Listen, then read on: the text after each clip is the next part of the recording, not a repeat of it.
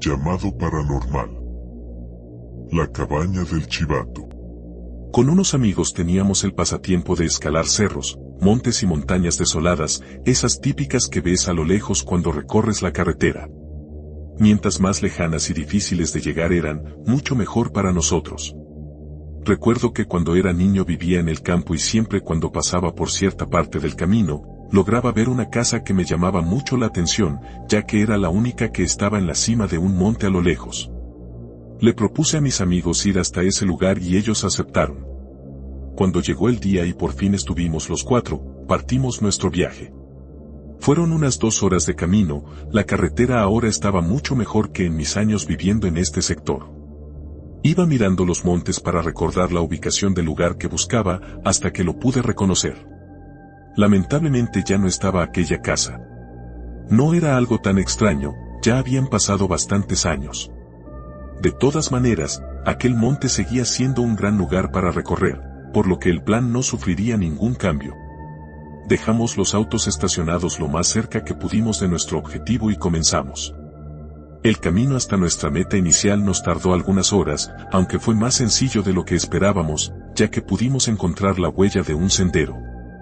Aquella ruta se notaba que era ocupada frecuentemente, por lo que de curiosos decidimos seguir esa huella, para descubrir hacia dónde nos guiaba. Precisamente llegamos a un lugar, que parecía ser en donde antiguamente estaba la casa que veníamos inicialmente a buscar.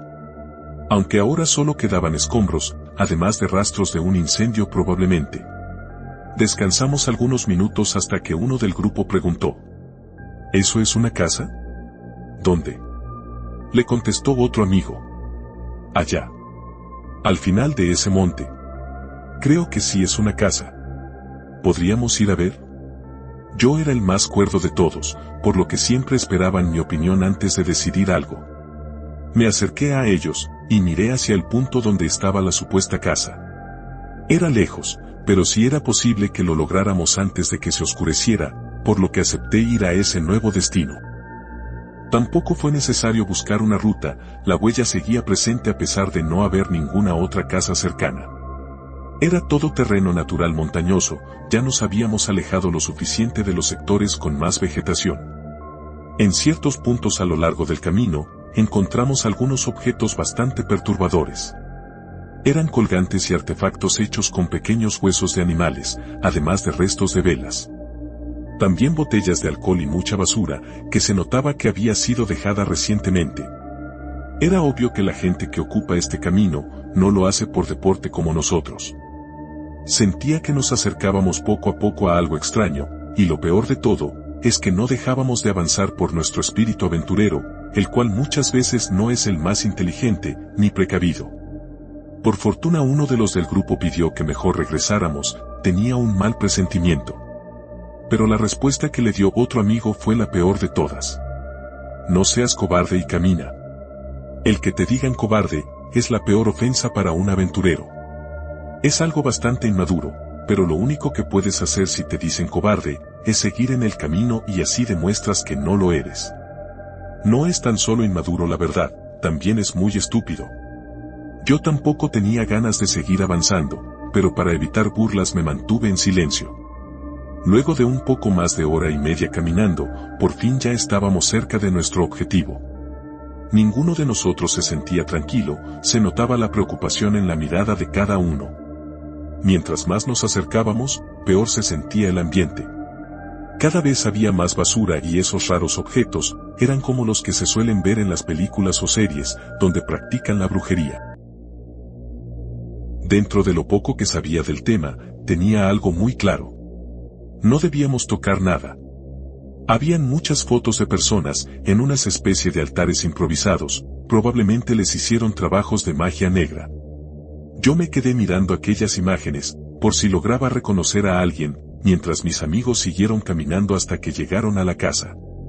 En una fotografía creí ver a alguien familiar, pero estaba un poco borrosa. No la quise tomar con mis manos, por lo que me agaché, para poder ver más de cerca. De pronto escuché un fuerte grito. Miré hacia la casa, y ya habían abierto la puerta. Fui corriendo hasta donde estaban inmediatamente. Cuando llegué, 2 de los 3 del grupo estaban en el suelo tosiendo, solo aquel que gritó parecía estar mejor. ¿Qué pasó? Ese idiota de Miguel abrió la puerta, luego de eso salió una nube de un polvo asqueroso. Yo estaba más atrás, por eso pude evadir mejor ese repugnante aroma. Fui donde Miguel en ese momento, él seguía tosiendo, pero ya no tan fuerte. ¿Cómo estás? Un poco mejor, ese polvo estaba sobre la puerta, cuando la abrí cayó sobre nosotros. Eso te pasa por idiota, debes tener más cuidado. Luego de algunos minutos, y después de beber bastante agua, se mejoraron y pudieron continuar. Al interior de la casa no había nada, estaba completamente vacía. Salvo por algo, que fue tan perturbador, que nos hizo tomar la decisión de irnos inmediatamente de allí. En una de las habitaciones, había una cruz de madera, como de unos 2 metros de altura, y en ella estaban los restos de un esqueleto, de lo que al parecer era un cabro, el cual estaba crucificado. Aquel animal tenía unos grandes cachos, era una imagen realmente aterradora. Cuando salíamos, Miguel y el otro amigo que habían respirado ese extraño polvo, volvieron a comenzar con la tos. Pero esta vez era mucho peor. Al borde de casi no poder respirar. Intentamos ayudar como pudimos, pero no estábamos preparados para algo así. Por fortuna uno de los 2 afectados, se volvió a recuperar luego de unos minutos. Pero Miguel, quien había recibido de lleno aquel polvo, no podía ni caminar. Estaba muy mareado, por lo que lo tuvimos que llevar cargando. Por suerte el camino era en bajada, por lo que no fue tan difícil, aunque por eso nos tardamos más en regresar, y se nos hizo de noche. Cuando estábamos casi llegando a donde estaban los autos, nos encontramos con un señor que iba subiendo. Uno del grupo le dijo al caballero: «No hay nada bueno siguiendo este camino, será mejor que se vaya de aquí». Fue algo que le dijo a la pasada, luego continuaron caminando. Miguel aún estaba mal, lo queríamos llevar de vuelta a la ciudad lo más pronto posible. Por ese mismo apuro que llevaban, no prestaron atención a las palabras que aquel anciano dijo en respuesta, las cuales yo sí pude escuchar. «No es por nada bueno para lo que vengo, no puedo esperar que el camino sea distinto». Fue entonces que aquel señor me observó, y me dijo: «Lleven a tu amigo donde la señora Hilda, la encontrarán 2 pueblos más arriba. Le dicen que se metieron sin permiso a la cabaña del chivato. Ella sabrá qué hacer. De esa manera sanará rápido, en la ciudad no es mucho lo que podrán hacer, te lo aseguro». Me alejé rápido de aquel tipo cuando escuché los bocinazos. Ya estaban todos arriba de los autos, solo faltaba yo. Cuando llegué junto a ellos, les comenté lo que dijo sobre la señora Hilda, pero de todas maneras prefirieron volver a la ciudad. Miguel estuvo hospitalizado unos 3 días, aunque por suerte fuera de riesgo vital. Presentó un cuadro de intoxicación severa, como si hubiese comido algo en muy mal estado. Esa fue la última vez que salió de excursión con nosotros, luego de aquel día siempre inventaba alguna excusa para no acompañarnos. Hubo algo que el señor me dijo, mientras corría al auto después de oír los bocinazos. Aquella frase nunca se las conté a mis compañeros, pero se las dejo a ustedes como advertencia, en caso de que también gusten de andar de aventuras por lugares apartados. El chivato había comido hace poco, tuvieron mucha suerte. La cabaña del chivato. En el siguiente video, tengo para ustedes una serie de perturbadoras historias de terror de campo. Estos eventos ocurrieron en zonas alejadas de la ciudad, prácticamente con nula urbanización, lo que hace que tengan una esencia especial y en mi opinión sean mucho más aterradoras. En el campo muchas veces no tienes vecinos cercanos que te puedan ayudar en caso de emergencia, así que es más probable que seas el protagonista de tu propia historia de terror. Te invito a que te quedes y seas parte de este nuevo llamado paranormal. El dios del bosque. En mi familia existió una tradición que duró hasta hace algunos años atrás, se puede decir que también era una herencia, que venía desde hace ya bastantes generaciones. Estoy hablando precisamente del conocimiento de un lugar en el cual vivía el dios del bosque. Este lugar me lo enseñó mi padre, el cual lo aprendió de su padre, y así sucesivamente. Yo aún no tengo la fortuna de tener hijos, y aunque los tuviera, ya no les podré entregar este regalo. Todo por culpa del sector minero, que taló por completo el bosque en donde habitaba aquel ser ancestral. La historia cuenta que el origen de nuestra familia es de un sector cercano a esa particular zona, en donde por casualidad se dieron los primeros encuentros con este ser, los cuales iniciaron cuando aún era solo un cachorro. Cuando mi padre me llevó por primera vez ante el dios del bosque, ya era un adulto. Era evidente que su vida era mucho más extensa que la de los humanos, ya que durante años, no pude ver ningún cambio físico en él. Su forma es parecida a la de un puma, el color de su pelaje y la forma de su cola es como la de un zorro, sus ojos son completamente blancos, tiene grandes patas y orejas en punta.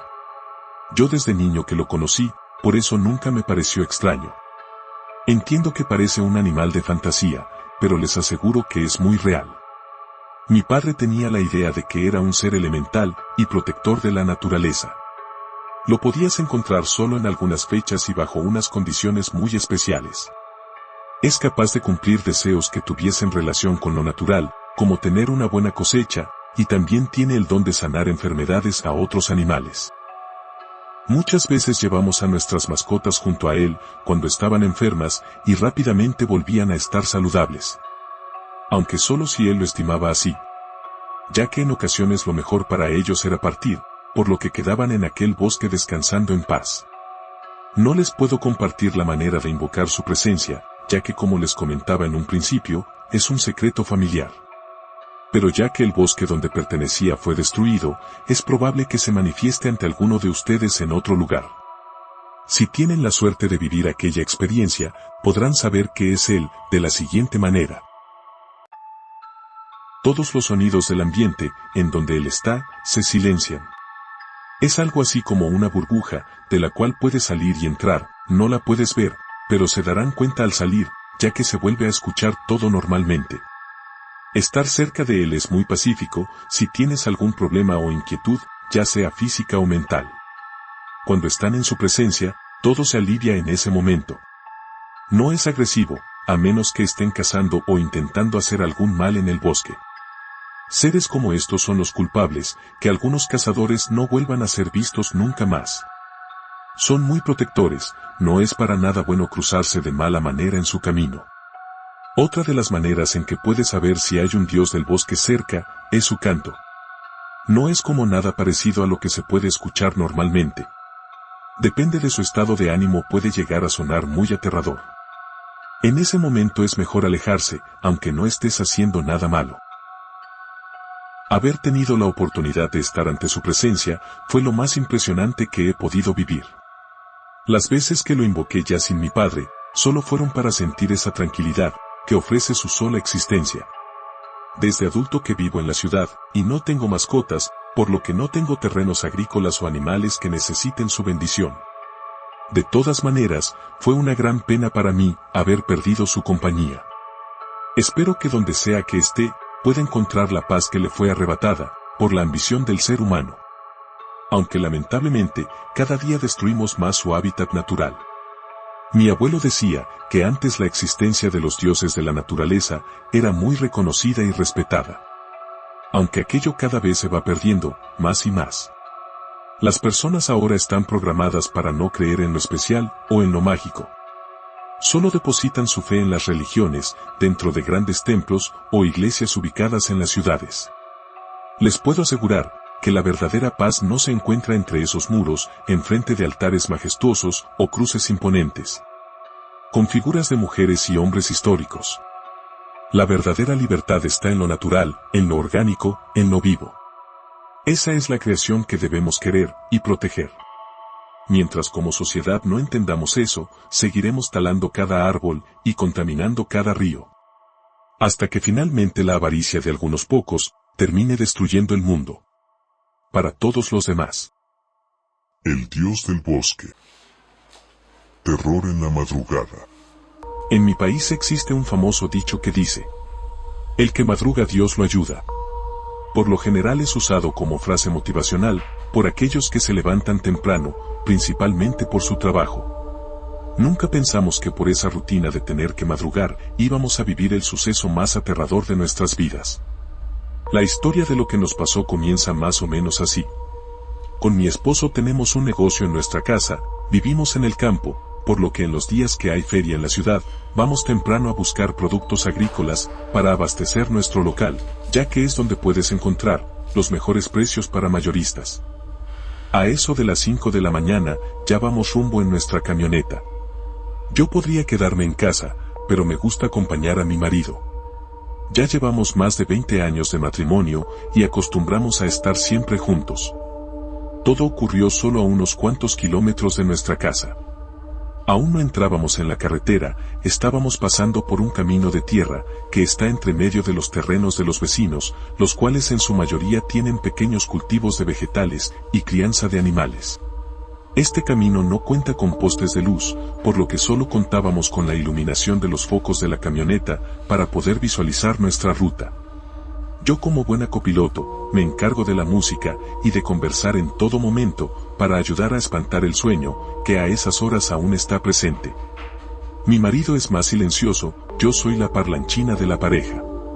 Pero en aquel momento no pude decir absolutamente nada, por la impresión primero que todo. Y luego, por el terror que sentí en aquel instante, al ver aquella extraña criatura que se cruzó en nuestro camino repentinamente.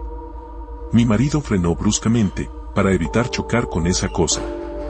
Por fortuna íbamos ambos con el cinturón de seguridad puesto, y tampoco no íbamos rápido, por lo que no nos ocurrió nada. Ambos estábamos en completo silencio, hasta que él dice: «Un puma».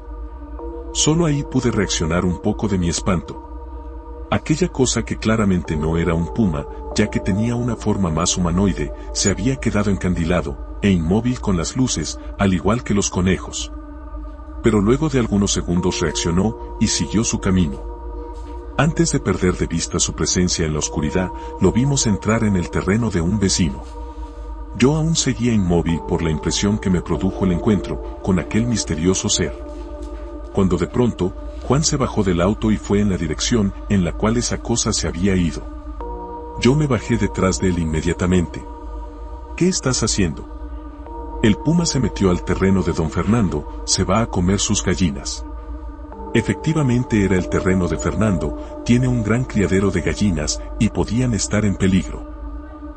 Había una luz encendida al interior de la casa, por lo que probablemente alguien estuviese despierto. Juan comenzó a gritar llamando al vecino, hasta que luego de algunos minutos, alguien salió. Por suerte era precisamente Fernando. «Vecino, se metió un puma a su terreno», fue lo primero que le dijo mi marido. Esa cosa había ingresado al terreno, no por debajo de la malla de alambre, ni por arriba. La atravesó por el centro, dejando un gran agujero. Esas mallas no son las más resistentes, pero de todas formas, algo así no es posible según mi conocimiento. «Pase, vecino». «¿Por dónde se fue?» «Creo que por aquel lado». Luego de eso ambos corrieron hasta el fondo del terreno. Pude ver que Fernando había tomado una escopeta. No me gustan las armas, pero en este caso era más que necesaria. Yo seguí tras los pasos de Juan, hasta que luego de algunos minutos, lo pude ver caminar de regreso hacia mí. ¿Lo encontraron? No, se pasó para el terreno de atrás, pero Fernando dice que está deshabitado. De todas maneras él hablará con los otros vecinos, mejor sigamos nuestro camino. Pude escuchar un lamento que venía desde el interior del establo, desde donde había salido Juan. ¿Cómo saben qué pasó al otro terreno? Esa cosa atravesó la pared del establo al entrar y al salir, dejando el mismo agujero que en la malla. Por desgracia, cuando atravesó el establo, se encontró de frente con un potrillo, que al parecer había nacido solo hace un par de días. Mejor ni te cuento cómo quedó aquel pobre animal. Lo que me causó más temor, sobre lo que acababa de escuchar, era que no le dijo puma a aquel ser, como lo hizo en un principio. Lo nombró como esa cosa. Lo cual confirmaba que lo que vimos no era un ser habitual en la zona. Ni siquiera era un ser del cual conociéramos su existencia. La única explicación que le puedo dar a aquel suceso es que creo que esa noche tuvimos un encuentro con el mismísimo chupacabras. Cuando nos fuimos, intenté hablar de nuevo sobre aquel ser con mi marido. Pero él volvió a decir que había sido un puma, uno mucho más grande de lo habitual, pero nada más. Entendí que no quería hablar más del tema, y respeté su decisión. Me imagino que también sintió mucho temor, aunque nunca me lo iba a decir, para que yo pudiese estar de alguna forma, más tranquila. Luego de aquella madrugada, por al menos durante 2 semanas, no viajamos a la ciudad de nuevo por aquel camino. Nos dábamos una vuelta un poco más extensa, para evitar pasar por ese mismo lugar. Además salíamos de casa un poco más tarde. Por fortuna, nunca más volvimos a ver a aquella cosa, que se cruzó en nuestro camino. Luego de las 2 semanas, volvimos a nuestro rumbo y horario habitual. Fue una experiencia llena de misterio y terror. Ya tengo casi 70 años, la memoria ya no es como antes, algunos recuerdos de momentos, lugares y personas se borran de la mente. Pero les aseguro que algo así no se olvida jamás. Recuerdo perfectamente cada detalle de lo sucedido, fue lo más extraño que tuve la oportunidad de presenciar. Ahora puedo decir que me siento afortunada de haber sido parte de ese encuentro con aquel ser extraordinario. Justo con mi compañero de toda la vida a mi lado. Terror en la madrugada. Viñedo maldito. Hubo una época en que existió un gran viñedo, donde crecía una uva de extraordinarias características que la hacía única. Su piel y carne eran de un color rojo intenso, su sabor era dulce con notas ácidas, con grandes racimos, formados por pequeñas bayas en forma de gotas, a las cuales popularmente se les conocía como gotitas de sangre. Todo ese viñedo era parte del fundo de don Gustavo, un hombre del cual la gente decía muchas cosas negativas, principalmente en torno a sus creencias. Ya que era muy fuerte el rumor de que aquel señor le rendía culto al diablo. La principal fuente de ingresos que tenía para mantener todos los lujos y hacer realidad todos sus deseos era la venta de los productos en base a aquella uva, principalmente la chicha y el vinagre. La venta de la uva por sí sola estaba prohibida, debido a que, a pesar de sus increíbles propiedades antes nombradas, la gotita de sangre era venenosa. Los rumores decían que ese fruto era el resultado de un pacto satánico en el cual intercambió su propia alma para obtener un producto que le diera fortuna y poder. Era el único que tenía el secreto para extraer el veneno de la uva, nadie tenía la autorización de estar ni siquiera cerca cuando realizaba ese proceso. Los trabajadores que cosechaban aseguraban que la uva sí era comestible. Ellos habitualmente comían ese codiciado fruto mientras lo extraían. Algunos trabajadores nuevos al comprobar eso, robaron algunos kilos para la venta o para comer en sus casas junto a sus familias. Aquel acto terminó en tragedia, ya que mucha gente se envenenó, producto de esa irresponsabilidad. No era mentira que fuese comestible, realmente sí lo era, pero solo cuando aún era parte de la parra. Cuando se extraía había un lapso entre 2 a 4 minutos como máximo, en que la uva se volvía venenosa. Eso aseguraba que solo se pudiese consumir en aquel viñedo, y que la única forma que se pudiera comercializar hacia el público, fuera como un producto procesado. Posterior a la purificación que solo el dueño sabía realizar. Una de las personas que se envenenó, fue otro dueño de grandes fundos agrícolas. También dedicaba su vida a la producción de productos en base a la uva, aunque con mucho menos éxito, desde la aparición de la gotita de sangre. Por esa razón envidiaba profundamente a don Gustavo. Hace años buscaba la manera de plantar en sus propios terrenos, aquella misma variedad, pero nunca le fue posible. Además de enfermar él, también lo hizo uno de sus hijos, el cual, a escondidas de su padre, había probado el fruto. El rumor de que estaba envenenado, era sabido por todos en el pueblo, pero al ser un producto tan codiciado, provocaba que las personas de todas maneras lo probaran. Ese niño no comió tan solo un par, como lo hizo su padre, tomó tantas como pudo, hasta que el fuerte malestar se manifestó, quedando en estado grave rápidamente. Gracias a que su propia madre era enfermera, tuvo una rápida atención de emergencia y quedó fuera de peligro. Ante ese casi fatal suceso, el padre decidió acabar el problema de raíz y se dirigió con una gran cantidad de hombres armados al fundo de su rival comercial. Ninguno de los trabajadores de don Gustavo se atrevió a defender el fundo de los atacantes. De alguna manera todos lo odiaban, algunos incluso se unieron al propio ataque. Fue un descontrol total, saquearon todo cuanto pudieron, lo que no robaron, lo destruyeron. Las parras las rociaron con gasolina y ante los propios ojos de su indefenso dueño, las quemaron. El incendio se propagó por todo el viñedo maldito, arrasó también con las propiedades y bodegas. En medio del caos, algunos aseguran que vieron por última vez a don Gustavo, ingresando a la bodega donde realizaba el proceso de extracción del veneno de la gotita de sangre. Pero tan solo algunos segundos después, una gran explosión destruyó el lugar. Posiblemente por la acción del fuego, sobre químicos que allí tal vez se guardaban. No había nadie interesado en reparar la destrucción que había quedado, ni familiares que reclamaran la propiedad, por lo que solo quedó en ruinas durante décadas. Hasta que desde las cenizas comenzaron a brotar nuevamente las parras, aunque tan solo en un pequeño sector. Algunos jóvenes que jugaban por el lugar hicieron ese descubrimiento. Ellos no conocían la historia de la gotita de sangre, la cual por fortuna aún no estaba disponible para su consumo. Luego de una reunión de los líderes de la comunidad cercana, se decidió cuidar de esas parras y mantener la existencia de aquel único fruto. Se instalaron señaléticas que advertían del peligro que tenía extraer ese fruto para otros fines que no fuera su inmediato consumo. Gente de los alrededores y desde localidades más lejanas venían al viñedo para conocer y probar la famosa gotita de sangre. Era el único lugar en el mundo donde se daba, por lo que se empezó a transformar poco a poco en un lugar turístico.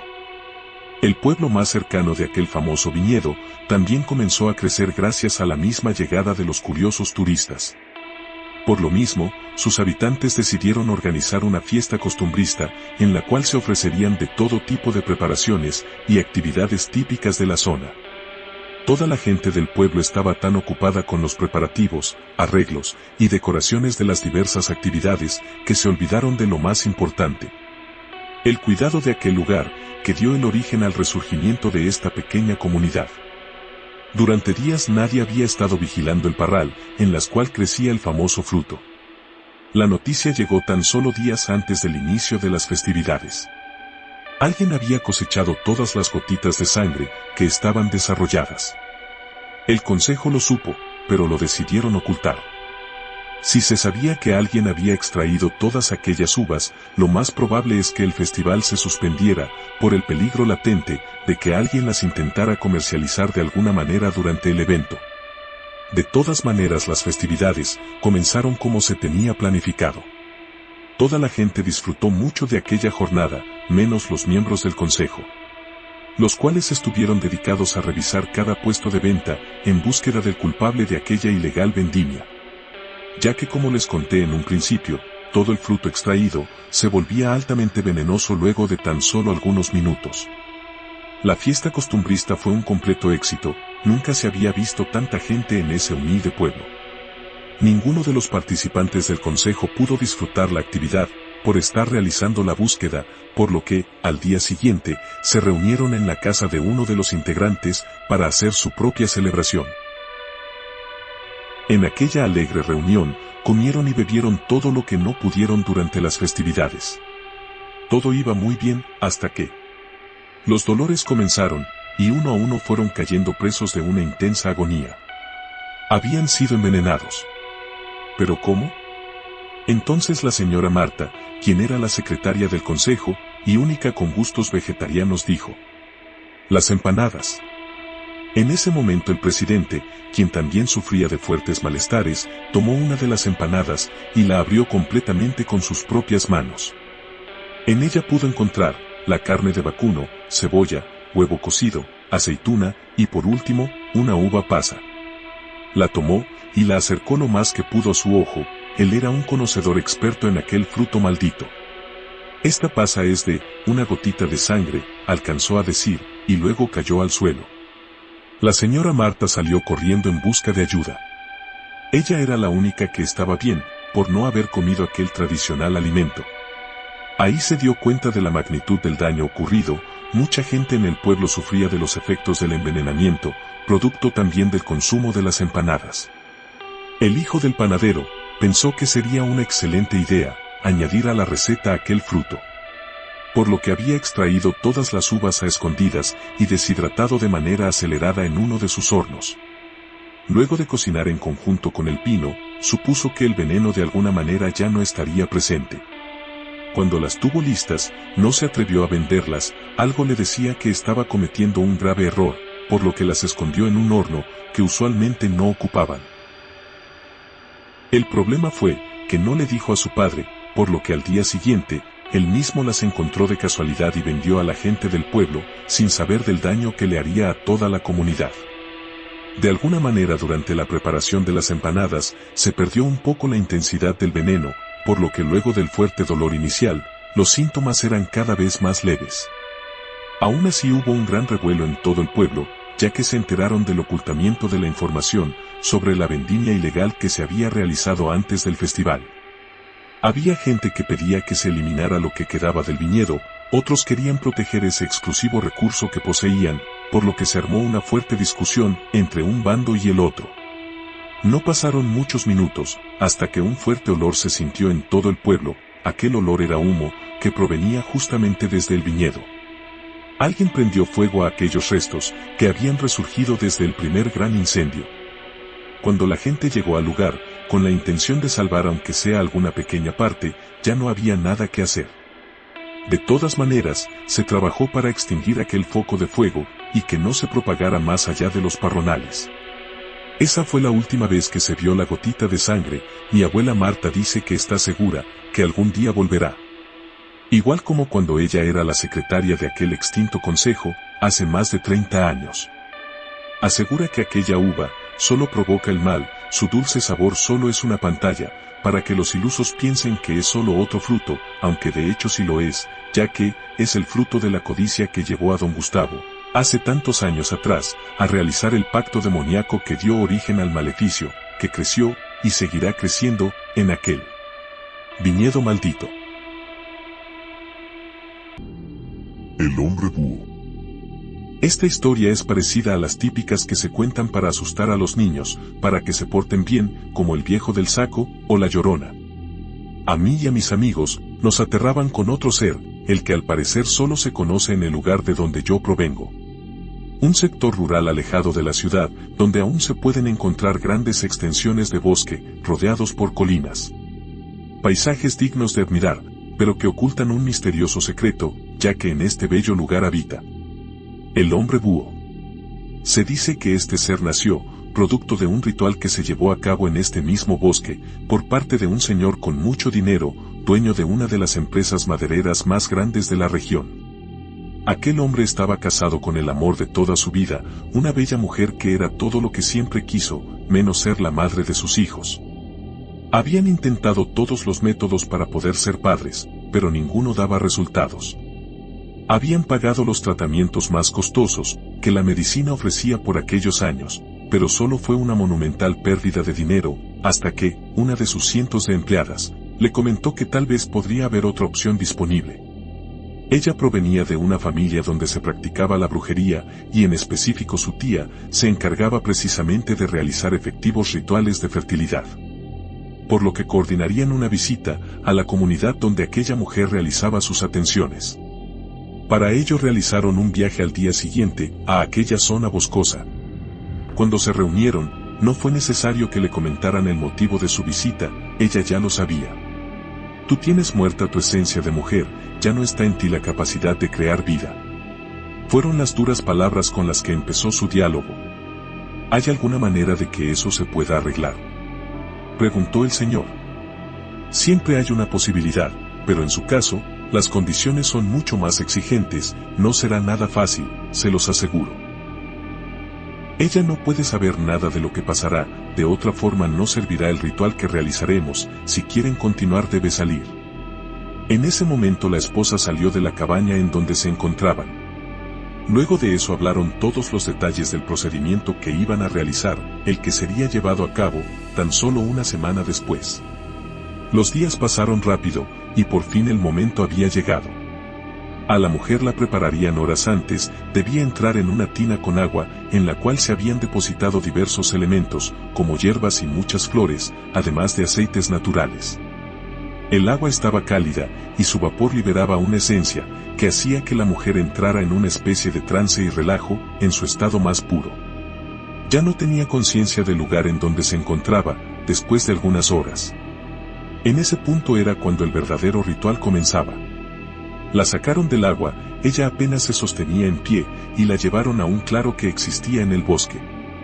En ese lugar rodeados de grandes árboles, la acostaron en una cama que tenían preparada, fabricada con ramas y hojas. Luego de eso, colocaron diversos frutos y semillas en su vientre, y la dejaron sola ahí, iluminada con algunas antorchas en medio de la noche. Su esposo no podía intervenir, pero no aceptó estar lejos, en caso de que algo malo sucediera, por lo que miraba todo desde la distancia, en medio de los árboles. Las demás mujeres de la comunidad murmuraban oraciones mientras esperaban que concluyera el ritual.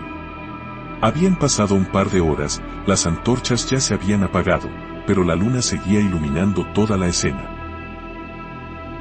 De pronto, una chinchilla se acercó curiosa al cuerpo de la mujer, comenzando lentamente a sentirse atraída por los diversos frutos que se encontraban sobre su cuerpo. Todos guardaron silencio, lo más importante estaba a punto de ocurrir. La chinchilla se subió al abdomen de la mujer, que seguía inmóvil. Luego de eso, comenzó a comer tranquilamente las semillas que habían dejado.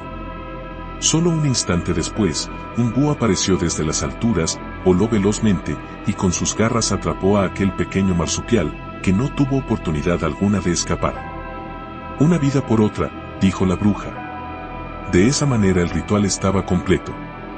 Pero en ese momento, un águila del doble de tamaño que el búho, lo atrapó, mientras aún se alimentaba de la chinchilla, sobre el cuerpo de la esposa. Aquella ave intentó dar la pelea, por lo que se defendió del ataque de su cazador, lo que hizo que pelearan por algunos segundos sobre la mujer. Eso hizo que el esposo se asustara, y saliera desde los arbustos rumbo al cuerpo de su amada. Antes de que pudiese llegar, el águila dio un ataque certero al búho, para luego salir volando, junto con el cuerpo de su víctima moribunda. Cuando el hombre llegó junto a ella, la escena era terrible. Estaba llena de heridas, producto de las afiladas garras de ambas aves. Desde su cuerpo brotaba líquido vital, el cual se mezclaba con el dejado por el mortalmente herido búho. Además, había plumas y pelos por todo su cuerpo. El hombre desesperado pidió ayuda a las mujeres, que miraban aterradas la terrible escena, pero nadie hizo nada, solo la líder habló. Una vida por otra ya fue arrebatada, no hay nada más que podamos hacer. Luego de esas palabras, ella se dio la vuelta y se fue camino a su comunidad, luego todas las demás la siguieron. El señor desesperado tomó a su esposa, la llevó al auto, y condujo lo más rápido que pudo hasta el hospital más cercano, al cual por fortuna, pudo llegar sin problemas, luego de poco más de una hora. En el hospital le hicieron muchas preguntas del porqué del estado en el que venía su paciente, pero el señor rápidamente pagó muy bien a cada uno de los doctores y enfermeros que atendieron en la emergencia a su mujer, para que se dedicaran solo a hacer su trabajo, y no a meterse en lo que no les importaba. La lograron estabilizar con éxito, pero de todas maneras, tendría que pasar la noche en ese recinto por precaución. Al otro día le realizarían varios exámenes de rutina. Cuando llegó la mañana, habló con el doctor encargado de la atención, y él le mencionó que la paciente ya se encontraba bien de todas sus lesiones, por fortuna no había mayores daños internos, las heridas solo habían sido superficiales. Y además, el estado de su hijo era normal, también fuera de cualquier peligro. ¿Cómo que hijo?, le preguntó al doctor. ¿No lo sabías? Felicidades, vas a ser padre. Su mujer está embarazada, de unos 2 meses al menos. Eso era imposible, pero lo llenó de felicidad de todas maneras. Quiso ver a su esposa, pero el doctor le pidió que la dejara descansar, ya que se encontraba dormida. Luego de eso, se fue a la sala de espera lleno de alegría, la cual se interrumpió, producto de una inesperada visita. Una vida por otra fue arrebatada, pero aquello que volvió no es vida, es algo más. Fue la frase que le dijo la bruja en el hospital. Cuando se fueron, el bosque estuvo agitado toda la noche. Al despertar, encontré al águila que atrapó al búho afuera de mi puerta. Algo la había atacado, estaba sin sus alas. Tu mujer está embarazada, ¿cierto? Eso ya no es de tu incumbencia, nos abandonaste en el bosque. Debería acabar contigo ahora mismo, no sé cómo tienes el valor de estar aquí. Si vienes por el dinero, olvídalo, ya lo perdiste. Ese niño debe nacer en el mismo lugar donde se engendró. Te darás cuenta pronto, que eso que está en su interior, está muy lejos de ser tu hijo. Te estaremos esperando. Luego de decir eso, se fue. El marido no sabía qué pensar, cómo podía tener 2 meses de embarazo, en tan solo una noche, algo realmente extraño estaba pasando.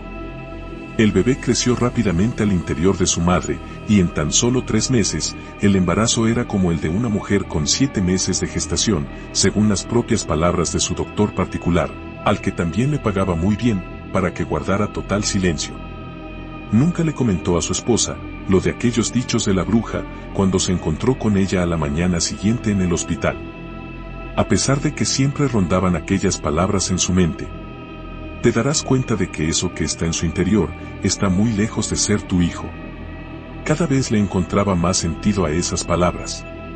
Una mañana, su esposa despertó gritando de dolor, decía que su propio hijo, se la estaba comiendo desde adentro.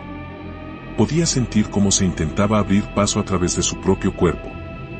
Llévame al hospital, lo deben sacar ya mismo, no lo soporto más. Rápidamente subieron al auto, y partieron a toda velocidad. Cuando llevaban algunos minutos de camino, la mujer se dio cuenta que no seguían la dirección que llegaba al recinto médico. ¿Para dónde me llevas? Debemos ir donde empezó todo esto, es la única forma de que termine. ¿Qué será de mi hijo?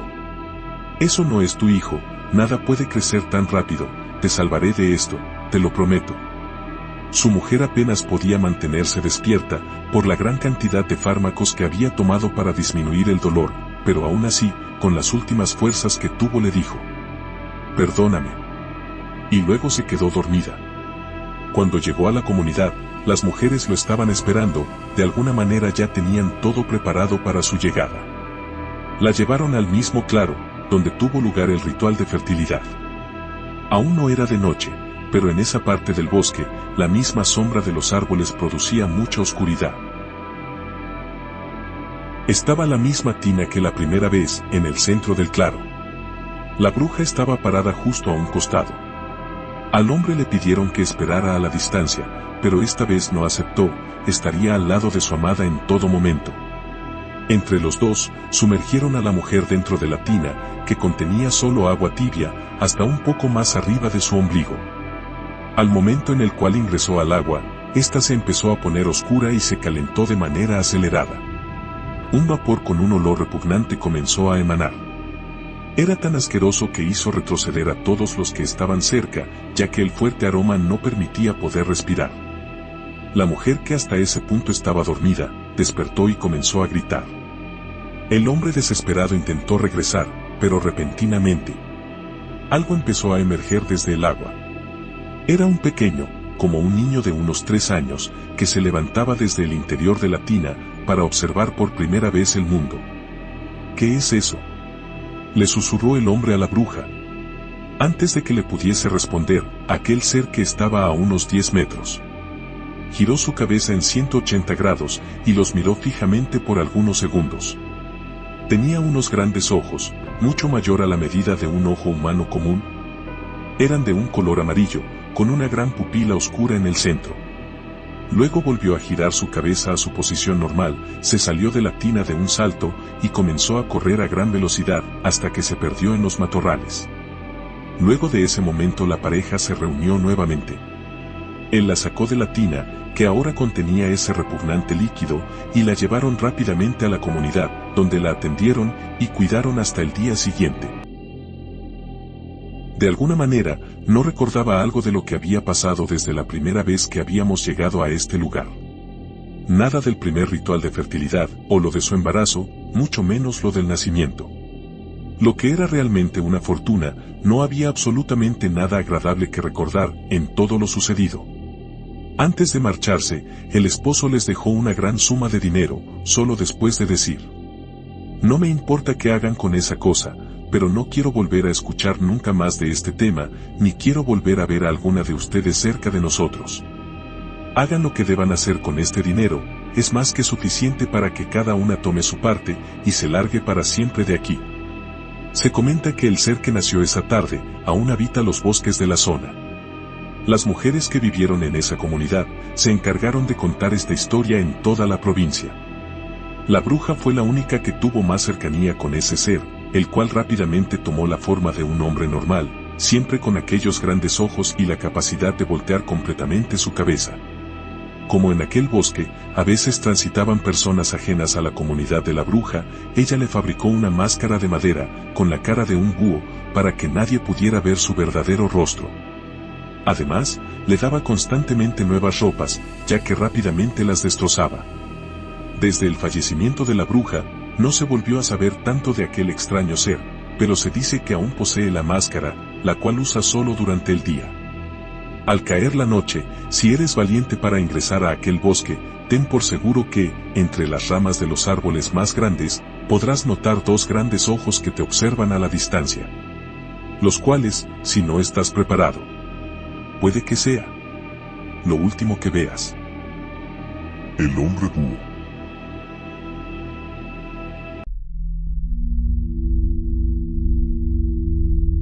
Espero que este nuevo capítulo haya sido de su gusto. Si fue así, pueden dejar un like, comentario y compartir con sus amigos que gusten de este tipo de contenido. Los invito para que se puedan suscribir a mi canal y ser parte de esta comunidad en todas mis redes sociales disponibles. Les envío un gran saludo, gracias por haber sido parte de este primer llamado paranormal. Hasta la próxima.